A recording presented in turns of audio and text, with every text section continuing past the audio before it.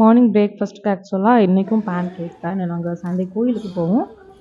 So pan cake வந்து கொஞ்சம் ஈஸியாக இருக்கும். அதனால் பேன் கேக் நான் அவ்வளோவே சாப்பிட்ருவேன். ட்ரெஸ் எல்லாம் அப்படி போட்டுக்க மாட்டேன். ஸோ வந்து பேன் கேக் தான்.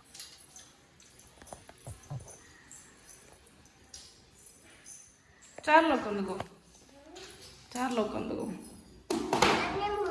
ம் ம்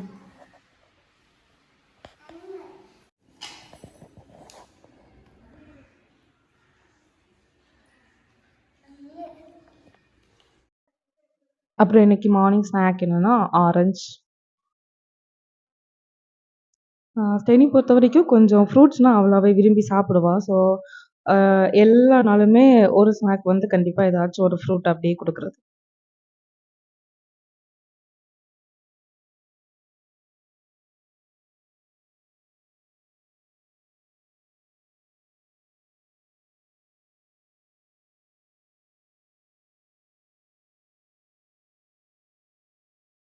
நெக்ஸ்ட் இன்னைக்கு லஞ்ச் வந்து கொஞ்சம் கீ ரைஸ் மாதிரி பண்ணிவிட்டு குக்கும்பர், எக்கு அப்புறம் காலிஃப்ளவர் இது வரைக்கும் கொடுத்ததில்ல. ஸோ எப்படி சாப்பிடுவான்னு தெரியல.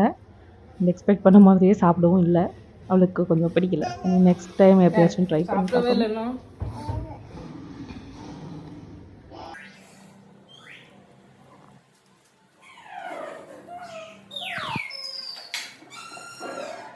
இன்னைக்கு ஈவினிங் கொஞ்சம் டிஃப்ரெண்ட்டாக ட்ரை பண்ணலான்னு எள்ளு உருண்டை பண்ணியிருந்தேன்.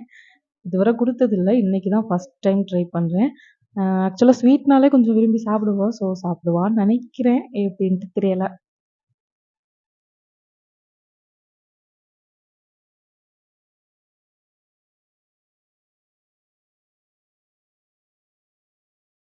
ஸ்வீட்டுன்னு சொன்னதும் ஃபர்ஸ்ட் 2 வாய் ஓகேவா வாயில வச்சா. அந்த அளவுக்கு சாப்பிடல. ஒரு கொஞ்சம் சாப்பிட்டுட்டு அதுக்கப்புறம் அவளுக்கு பிடிக்கல. வச்சுட்டா.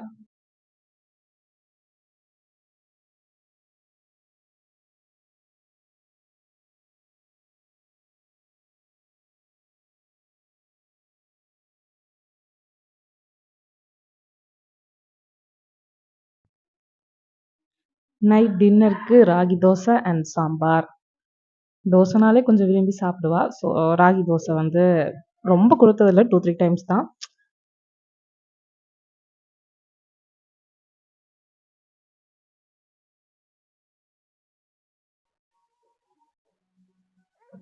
குட்டி இருக்கா? சரி. இப்படி சாப்பிடு. சரி.